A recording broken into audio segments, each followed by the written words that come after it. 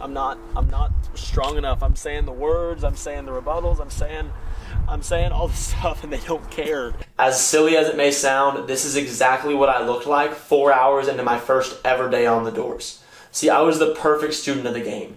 Had the script memorized like the back of my hand, had my long list of quips and rebuttals ready, and even worse, I had made some lofty goals that I was very vocal about. And I did not want to go home looking like a dumbass. But here I was, 4 hours into my brand new career, absolutely no backup plan, fighting for any strength to keep on going. And since that day, I finished with nearly $400,000 in personal revenue, split between 6 markets, all as a rookie with absolutely no prior door-to-door experience. See, here's the thing. I had every fundamental aspect of the job down like a book, but mentally, I was weak. I had never faced this big of a challenge. I was always a really smart, really fast learner, and so I never really had to work hard.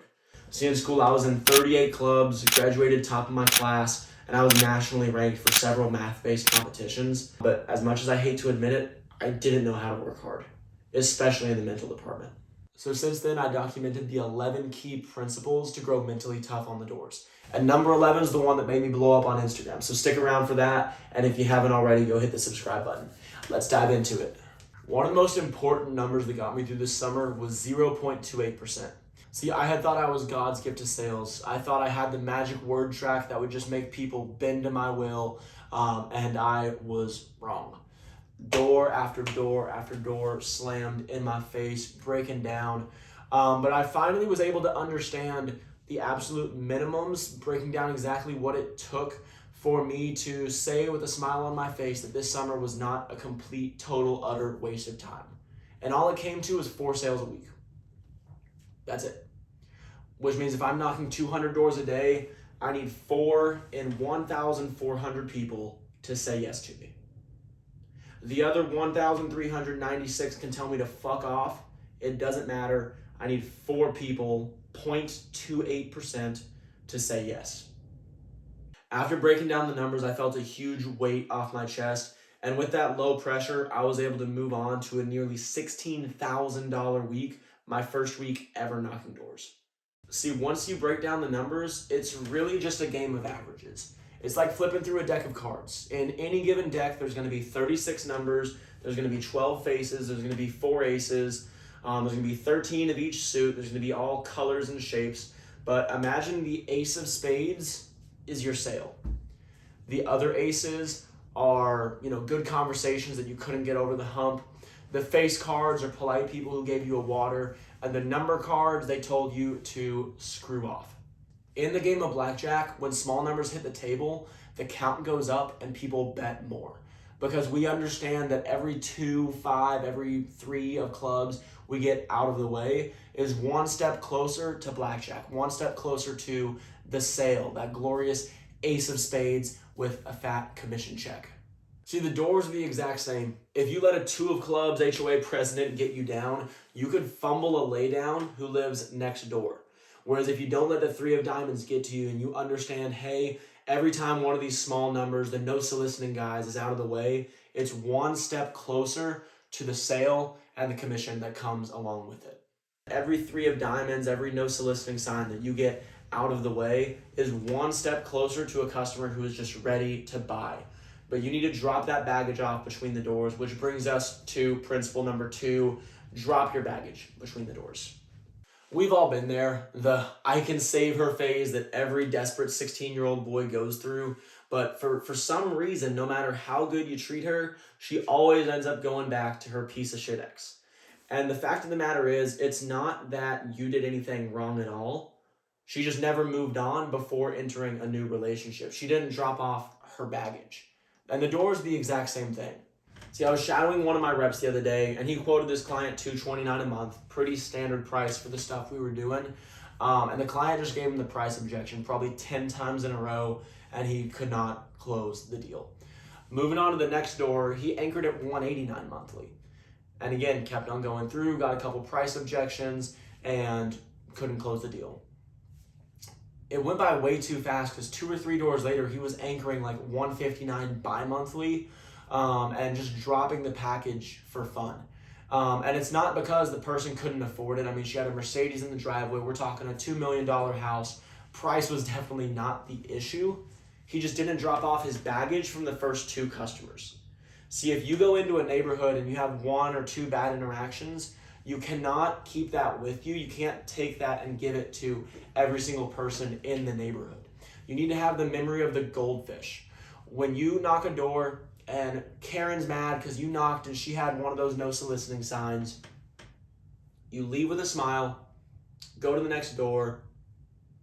Oh, I thought it said no smoking, and knock again. If you let that negative momentum drag you down, you will not survive the doors. But if you can drop off your baggage between every single door and do a little mental reset, you will be successful beyond your wildest. That sounds fucking gay. No, bro, that's true. Be successful beyond your Wildest your dreams. wildest dreams. I'm the owner of Bigfoot Pest Control. Oh, dude, I forgot about that name. Now, the customer who signed up gave absolutely no indicators of not being able to afford the service. I mean, multi-million-dollar house, brand new Mercedes parked out front. So why is he pricing her so freaking low? Baggage. See, he was still carrying the baggage from that first door with him every door after that. He never dropped it off. And this is the sole reason that you'll hear rookies say phrases like, oh, my hood is too broke, my hood can't afford it. They take 1 or 2 bad experiences and project the entire thing onto the entire neighborhood. Think about your neighborhood back home. I'll tell you right now, I stayed with my grandma. Next to her was an old lady who owned like 3 lake houses. Next to her was a dumpster diver. Next to her was a crazy cat lady. We're talking 4 very different demographics of people all in the same street. Think about your street back home. There's probably people like you and people very different from you, but you all live in the same neighborhood. So it doesn't make sense to use these confining terms like, oh, my whole neighborhood is too broke. Every single house, all 200 doors I knocked on, nobody has money. It just doesn't make sense. You're just carrying your baggage from the 1 or 2 people who told you that. So you need to drop off your baggage. Which brings us to number 3, which is all about momentum. See, small wins will stack up and compound against you drastically. And in an industry where you have 1,396 people rejecting you and telling you no every single week, it's tough to keep that positive mindset, but not impossible. So my junior year of high school, I considered going into the nuclear engineering branch with the Navy. A full ride to A&M and $130,000 a year sounded like a lot for a poor 16-year-old. And even though my path didn't end up going down that way, I did think it was always very interesting. I was always fascinated with the routine and the habits found in the military. So you look at, these are guys who, they wake up at the exact same time every day. They follow the exact same routine every day. And that's always been something that I found very beneficial from my time on the doors. And admittedly, I did not realize this until probably 3 years later. But the biggest benefit, the reason that the military, they make their bed first thing every single morning. It's not because the sergeant has OCD. It's not because anyone really cares how clean the room is, but it's because you're starting your day with a small win. So same thing when you're on the doors, you know that if there's going to be 1,396 people rejecting you every single week, the only way to keep a positive attitude is to find 1,397 good things upon the week. And if you're able to start the day with some small wins, make the bed, eat some whole foods, get a shower, go to the gym, play some happy music, get yourself moving, get yourself pumped so that you're not out of energy when you're on the doors. All of these little things are small wins that stack up and they compound, and you can take them with you on the doors to boost your energy. I don't know what was in the Gatorades I was drinking last summer. I know from a logical perspective that a random Gatorade some granny gave me on the doors does not affect my sales skills at all. But at the end of the day, every time I got a Gatorade or a water from a customer, every time I had a pleasant conversation, whether they bought or not, that small win, it took me to the next door. And that Gatorade gave me the power to close the next door neighbor more times than it didn't. There's something magic in a Gatorade from an old lady from the doors. It's awesome. But that brings us into lesson number 4. Forget about affirmations. We're going into manifestation. So for the longest time, with the help of Alex Hormozy and types like him, I always thought that affirmations was the dumbest shit in the world. Yeah, I'm just, I suck at sales, but I'm really good at flirting with myself in the mirror. I'm so sexy and smart and talented. I'm gonna close all the bitches. Like it always seems so stupid to me. And it genuinely wasn't until I gave it a shot with an old mentor of mine, Tommy Hart. I'll put a picture of his glorious face up here somewhere. Really had a chance to listen to his positive affirmations, and I finally really understood the benefit. See, his affirmations weren't, I'm smart, I'm talented, I'm sexy. His affirmations were, I am going to work this many hours. I am going to talk to this many people. I am going to close this many deals. And it took me a minute to understand that he wasn't boosting his ego. He wasn't flirting with himself. He was simply telling himself the standard. He was reminding himself, creating a verbal contract with himself, hey, as tempting as it is, as tired as I am, as much as it's hot or rainy or whatever condition, I am not leaving until I knock on 200 doors. I am not leaving until I, close $7,000 in sales. I am not leaving until I'm able to go through my full pitch with 25 different people. And he's able to set it up where it's a manifestation. He's telling himself, making that verbal contract of what he's going to do and not just flirting with himself. And so I still think affirmations are dumb. And even though the word manifestation is right in that bubble of words that vegan white girls like to put on their walls, I do think it is very beneficial for sales. And so sometimes when I'm having a slow day on the doors, I'm tempted to quit, I enter a verbal contract with myself. I'm not going to let myself down. Hey, I know you're tired. I know you want to go sit in the car. Don't be a bitch. You will knock 200 doors.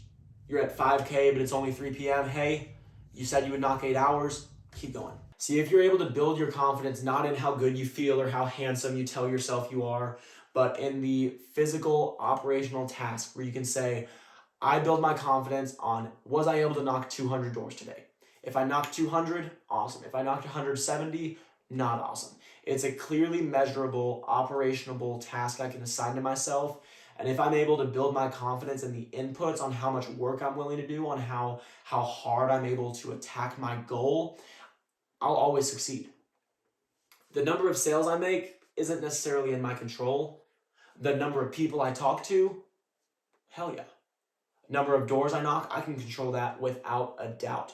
But this ties us perfectly into lesson number 5, which is all about goal setting. One of my favorite basketball players of all time is Houston Rockets Hall of Famer Clyde the Glide Drexler. And one of my favorite stories of the Hall of Famer's young career was this rundown ghetto park he used to play at as a kid. And his goal, no matter how crazy, was to dunk a basketball. But little, I think 14-year-old Clyde Drexler had no clue how big of a goal he was signing up for. See, in this ghetto rundown court, he had no clue. The rim was actually 11 feet tall. Standard regulation across all college NBA is just a standard 10 foot. So he set a goal for himself 12 inches higher than pretty much anybody else. But with that said, when he was finally able to rim graze on that 11-foot rim, he felt good. But then when he went to a regulation rim, if he's able to dunk on 11 feet, imagine the stuff he can do on a 10-foot rim. That athleticism, that ability carried him into the NBA and made him one of the most athletic shooting guards of the 90s. See, here's the thing. He set a goal for himself super, super high, and that even if he couldn't dunk on 11 feet, if he got to 10'9", that's still more than everyone else whose goal was 10 foot flat. And so the lesson that I take away from this is anytime I'm setting goals for myself, I don't just set one goal, I set 3 different goals. I call it the moon, Mars, and stars. So your moon goal is close to the earth. It's super realistic. It's your bare minimum to say, hey, I won't be depressed as long as I do this. Cool, whatever. The next one is Mars. This is your medium in-between goal. Yeah, I think I can do this. It's a realistic goal I can hit probably 50 to 60% of the time. And lastly, the stars. This is your crazy big, hairy, audacious, I'm going to PR every week, your crazy big goal. It's the same concept described in Grant Cardone's The 10X Rule, but even more in Dan Sullivan's 10X is greater than 2X. He goes through the principle that if you aim for, let's say, $20,000 in sales, you'll probably do 25, but you'll get complacent because you beat your goal. Whereas if you aim for $100,000 in a week, even though that's not super realistic, odds are you're not going to do it. you'll still finish higher than you would have before. You'll still put up 50, 60 grand, but that's more than 22. And so even though you don't hit the goal, you're able to aim higher and produce bigger results. So last summer when I was on the doors, one of my favorite habits was every Sunday, I'll sit down for an hour, I'll review what went good and bad from last week and how I can improve this week. And with that said, I set 3 goals for myself. At the bottom, the moon, the super realistic goal, if I can make 8 grand this week, cover all my bills, keep my people happy, cool. The medium, the Mars level goal, if I can do 40 grand in a week, that's, a little bit above my average, but it's doable. That would be pretty freaking cool. And then the step above that, the stars goal that I still haven't hit to this day, is if I can make 6 figures, if I can do 100 grand in a week, I would be ecstatic. Now, I'll tell you right now, I've never done this. It's tough. For the few guys who have, you have my respect for sure. But the 1 week that I did really go gung-ho and try to hit this record, I still was able to PR and sell nearly $60,000 worth of ACV in 4 days. So with that said, even though I didn't hit the big goal, I was able to come in right underneath and still break some records in the process. But those Sunday performance reviews are probably one of the best habits I've been able to pick up over the course of the years. Just being able to really narrow down what I need to do to make things better. Narrow down what KPIs or key performance indicators, what 1 or 2, 3 specific stats affect my goals the most. So for example, when I was trying to put on weight and get in the gym, my biggest stats were how many grams of protein and calories I was eating, how many gallons of water I was consuming, and how many days that I actually got my lazy butt into the gym. Same thing on the doors. The KPIs, how many hours did I work, how many doors did I knock on, and what was my total revenue. By setting my goals in these controllable things, I can control how many doors I knock on. I can control how many hours I stay out. And odds are, if I knock on 200 doors, odds are if I'm on the doors for 8+ hours every day, there's no way I don't make a couple grand in sales. It's just statistically improbable. I'm flipping the cards. The aces are in there. But once I was able to set those KPIs and controllable metrics that I had 100% control on, I control how many doors I knock. I control how many conversations I have. I control what I put in my body. I control when I go to the gym, how often I go to the gym. Setting this up to where everything's on me. I'm a big believer that if you're going to own your wins, if you're going to own your successes, you also have to own your failures. And that brings us in to lesson number 6, which is extreme accountability. Andrew Tate says, every man is born twice. And the second time is when you realize that no one is coming to save you. See, I'm probably capitalistic to a fault. I'm a big believer that every single thing, good or bad, no matter how much in your control it seems, is your fault. I'm a big believer that even though, maybe you didn't ask for XYZ, you didn't try to do XYZ, by putting yourself in a situation for XYZ, it's on you. I'm a big believer that if you can take accountability for every single thing that happens in your life, both good and bad, it's a weight off your chest. There's no blaming the hood. There's no blaming managers. There's no blaming your past, your family, your ex, whatever the hell people like to throw on as an excuse to fail. You get all of that shit off your plate and you're left with just you in the bathroom mirror. 6 inches from the mirror, it's on me. It's on me. I'm the only one who can control my income. I'm the only one who can control my happiness. I'm the only one who can control my success. A conversation with a really close friend of mine when I was younger. He was rejected from the Naval SEALs Academy, and we hopped on a phone call. He was in a rough place for sure. And he said one sentence that stuck with me to this day. It hit me pretty hard and honestly pissed me off. He came in and he said, no, Decker, you don't understand.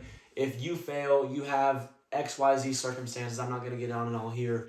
You have this and that and that. You don't understand. I had every advantage. My parents did XYZ. I came from money. I did XY. I had every advantage and I still couldn't do it. If you fail, you at least get to blame other people. If I fail, it's stuck on me. And that pissed me off. Like, on some real shit, that pissed me off. because I don't want to have the best excuse on why I'm a failure. I just don't want to be a failure. I was interviewing a rep the other day who was just haggling the crap out of his commission. He thought he was worth so much more because he did about just under $30,000 in revenue his first month. That's pretty standard average. That's like a little bit below average. For the guys who come in here, our average guy is doing probably 50 grand their first month. If he did 30 their first month, that's not super, super special. But he thought he was God's gift to sales. And I finally told him, I was like, listen, dude, like, your numbers are not good enough for the numbers you are asking for.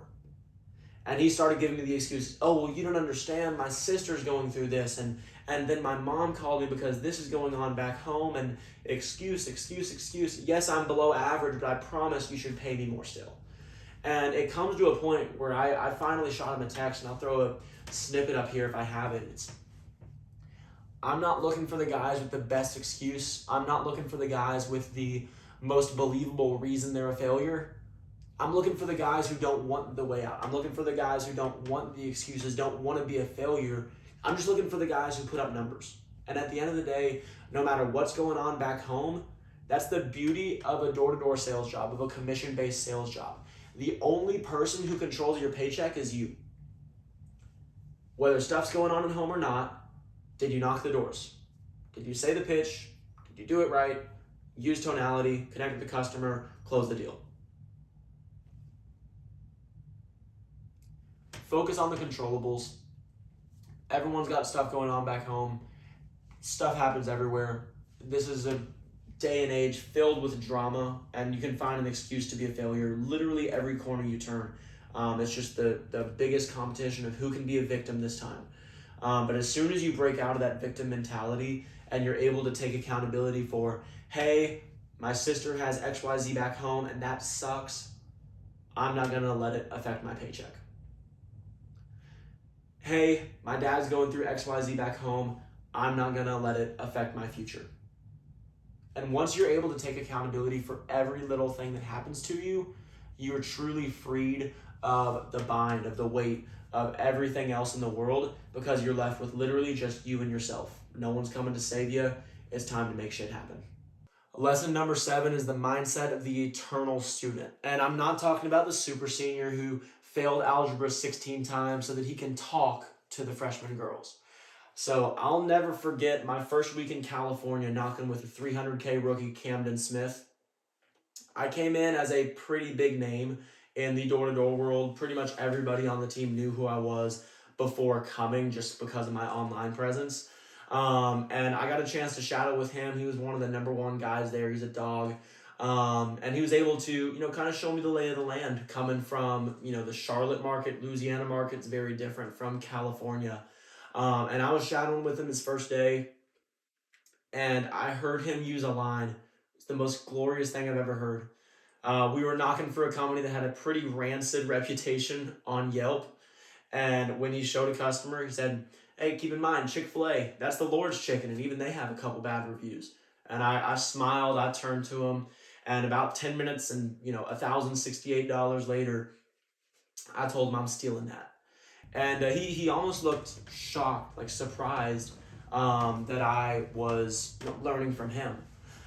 He came in, he's like, hey, no, you're Mr. Big Shot. You did XYZ. You have nothing to learn from me. I should be learning from you. But what he didn't understand is at the end of the day, while on paper I was superior just because I've sold a little bit more than him, we were a lot closer in numbers than he realized. And at the end of the day, it was a pretty tight battle. My 3 weeks in California, he was right there with me. We were neck and neck a majority of days. And dude, he's one of the hardest workers I've ever met, for sure. But the reason that we were able to stay competitive isn't because there was a designated student and teacher. We were just two hungry young men who wanted to go out and prove that our dicks were bigger than the other. Simple as that. And that's the dynamic of the eternal student that made us both put up some crazy numbers last summer. And you'll hear me say this a lot, is learn from everybody, listen to nobody. So you've heard me say, oh, if you don't want their life, don't take their advice. And that's true for the most part. I'm not going to get business advice from my grandmother, but you can pick the bits and pieces that you do choose to listen to from several different people. Let's get a little controversial here. No matter what your beliefs are, Andrew Tate, no matter what he says about women's ability to drive cars, you don't become the most Googled man in the world by being bad at marketing. He's really good at building a personal brand, whether you like him or not. He's great at marketing, and he changed the game there. Look at Donald Trump, probably one of the more hated men in America right now. Business genius. You don't become the most powerful man in the world. You don't become as wealthy as he is without knowing a thing or two about business, leadership, and, again, personal brand. Again, Charlie Kirk, may he rest in peace, one of the more controversial debaters, built a pretty solid business for himself and a very strong personal brand.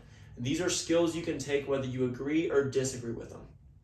Let's get really controversial. No matter which side you stand on this, I know it's kind of a controversial issue. Everyone's kind of all over the place on it. But Adolf, one of the most evil men in the world, right? I mean, this man just woke up one day and said, "Hey, Phineas, I know what I'm going to do today. Let's just go after a random race of people, and let's just commit mass genocide. Hey, Ferb, I know what we're going to do today." And he went on to kill 6 million, not 200,000, 6 million. That's definitely the number. I love you, Benjamin. What the fuck is his name? Netanyahu. Yeah, that guy, Netanyahu. Shalom type shit. Don't cancel me. Bless me with money. But yeah, I mean, for you to just convince a bunch of people for absolutely no reason because they're innocent to go kill 6 million, not 200,000, 6 million, to go just commit mass genocide on a Thursday because you're bored, you got to be pretty damn good at leadership, got to be a pretty damn good public speaker, and you got to be pretty good at sales to convince all those people to do that. And so no matter which side of the controversy you stand on, at the end of the day, you have to acknowledge, hey, he's a great leader and he's great at persuasion. And so at the end of the day, whether you like these people or not, whether you look up to them or not, whether you want their life or not, there's something you can learn from literally everybody. And that's why it's so valuable to have the mindset of the eternal student. Which moves us on to number 8. It's bigger than you. Okay, someone's got to pay for your manager's sports car. Someone's got to do it. It's obviously not going to be him because he's not working. It's bigger than you. Anytime I'm having a rough day on the doors, I just remind myself I got to pay for his... No, I'm totally messing around. We all know that one friend who's just not reliable at all. Yeah, I can go do XYZ on Thursday, and then Wednesday at 11 p.m. you get the text, and you already know exactly what's going on. After so many times, he kind of runs out of trust. He runs out of credit. And it gets to the point where once they tell you, hey, I'll be there on this day or this time, you quit blocking off your calendar because you just don't believe them. After they ghost you this many times, after they break their word to you this many times, who cares? But to take it a step further, boundaries need to be set. So when I first went out to the doors, I was calling my fiance every single day. I was doing 15 to 20 grand a week. Times were good. I was happy as hell and felt on top of the world. So I'd call her while I was on the doors just to chat between people who didn't open. And everything was well and dandy until my third week. Had my first bagel. For those of you not in door-to-door, bagel is when you don't sell anything all day. You work your ass off, you get diddly squat, and it hurts your heart badly. And so going in, I got my first bagel, and then I got my second one the very next day. My 2 first bagels were back-to-back. It was tough. It was a breaking point for sure, and everything started going downhill from there. My mindset started getting negative. I started talking negative on the phone, and that affected her mindset. And so again, it kind of spirals because then she started talking to me about negative stuff. And the breaking point came about my second month into knocking. She was going through some bullshit drama with I think it was someone from high school. I'd be lying if I said I remembered any of the details. Chelsea, I'm sorry, I promise I listen sometimes. But she was dealing with one of her friends on some dumb bullshit. And I just did not have the mental capacity to give a shit or listen at all. I was on the doors. My mental was kind of struggling. The new had worn off. The 1,396 people were really starting to stack up, and I just did not have the capacity to listen to any more negativity. So I finally had to have a conversation with her and set the boundary of, hey, here's the deal. I know you're going through XYZ. When I'm off the doors, you call me, you tell me all about it. In the morning before I go out, call me, tell me all about it. But between the hours of 11 a.m. and 9 p.m., do not call me, do not text me. I do not need to hear anything unless it's an emergency. And then later that day, she calls me around 4 p.m. And I answer, and it's the same drama bullshit, right? And this keeps on happening. We have the same conversation, then a day or two later, she calls me again, same shit. We have a conversation, same shit. And it finally got to a point where I started to ask myself, why is she not respecting my boundary? Why is she not, I told her not to call me during these times, she keeps on calling. But I'll take it a step further. Why would she respect my boundary if I'm not?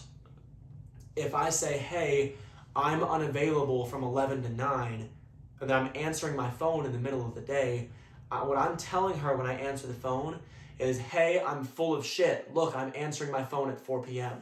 You don't have to respect my boundaries. Hell, I don't even respect them. And it's not until you're able to respect your own boundaries that other people will respect them. Time on the doors needs to be sacred. It needs to be valued. It needs to be protected at all costs. You can tell people your boundaries all you want, but until you click the do not disturb button, until you click decline call, until you leave a text message on sent for a couple hours, no one's going to believe you, and you're just talking. And that brings us to the 10th lesson I've learned about mental toughness on the doors, and that's the power of small resets. I remember this day clear as hell. I came into the neighborhood, and the first 14 doors in a row did not open. I hadn't slept very well that night. I was tired as shit, and it's pouring down rain. Every combination, every perfect aspect of a horrible day. And after 10 or 11 people not answering, I started calling my people. I started questioning, maybe I should just take today off. Maybe I should go sit in the truck and let the rain calm down. Maybe I should, do anything else that's not work, right? Because it's not fun hanging out and working in the rain. And then there it was, that 14th or 15th, whatever, the first house that opened the door was one of the nicest people in the world. Had a Dr. Pepper Zero for me, which is beautiful. But a step further than that, I got my first deal, and it was just the momentum I needed to get myself going. And so I just wanted to talk about a couple of the habits that I've built anytime that people aren't home, anytime in a rough neighborhood I'm having, a lot of people tell me no back to back to back to back. Just a couple things that I'll do to keep my energy moving. So on this particular day, 14 doors in a row not answering, I'm tired, I needed to get my blood moving. And so I, set down my stuff in the pouring rain, got my hands all muddy and did some push-ups. Got some blood moving, felt it in my chest, felt, awakeness happening. And it gave me the energy that when the guy did open the door, I wasn't pitching drowsy, hey, you probably saw my trucks, you probably saw me down, and like falling asleep. I was able to come in, what's going on, man? You probably saw me down the road, and have that energy, that enthusiasm, that charisma that has made me so many sales over the years. Another thing, anytime I'm getting stressed out, and this might be like gay or whatever, but listening to some music, when I was stressed out, when I was missing home, I'd listen to the like sad white girl music from Chelsea's playlist. It's freaking awesome. If I can remember her name, Jade LaMac. I don't know if any of y'all know who the hell that is. Fucking bangers. Just helping me calm down, relax a little bit. And then on the complete opposite, if I'm tired, I'll throw on some NBA Youngboy, throw on some aggressive Koe Wetzel. I'm dancing between the doors, and I'm getting myself moving. As stupid, as cheesy, as corny as it sounds, all these little things add up. And at the end of the day, the toughest part, the reason door-to-door is paid so well is because it's a mentally tough job. Dealing with 1,398 people telling you to screw off every single week and then getting up and doing it again and again, it's tough. It's mentally draining.